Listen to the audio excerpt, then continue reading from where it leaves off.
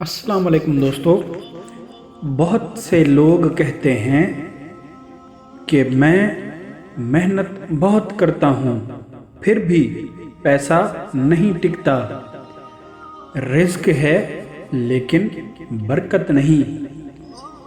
لیکن کیا آپ جانتے ہیں کہ اس کا تعلق نماز سے ہوتا ہے؟ آج ہم بات کریں گے نماز اور رزق کا گہرا تعلق قرآن اور حدیث کی روشنی میں۔ رزق صرف پیسہ نہیں، سکون، صحت، اولاد اور برکت بھی رزق ہے۔ اللہ تعالی قرآن پاک میں فرماتا ہے، اور جو اللہ سے ڈرتا ہے اللہ اس کے لیے رزق کا راستہ بنا دیتا ہے۔ نماز رزق کو بڑھانے کا ایک ذریعہ ہے۔ جو شخص نماز کا پابند ہوتا ہے اللہ اس کے وقت میں برکت ڈال دیتا ہے، اور جو نماز کو پیچھے ڈال دیتا ہے اس کا سکون چلا جاتا ہے۔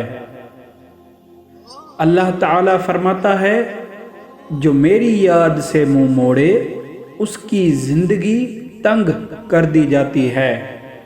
تنگ زندگی کا مطلب صرف غربت نہیں بلکہ بے سکون زندگی بھی ہے۔ فجر کی نماز رزق کے دروازے کھولتی ہے۔ رسول اللہ صلی اللہ علیہ وآلہ وسلم نے فجر کے وقت کے لیے خاص دعا فرمائی۔ جو فجر چھوڑ دیتا ہے وہ اکثر برکت سے محروم رہتا ہے۔ اگر آپ چاہتے ہیں کہ کام ہو مگر کافی ہو تو نماز کو اپنی زندگی کا مرکز بنا لیجئے۔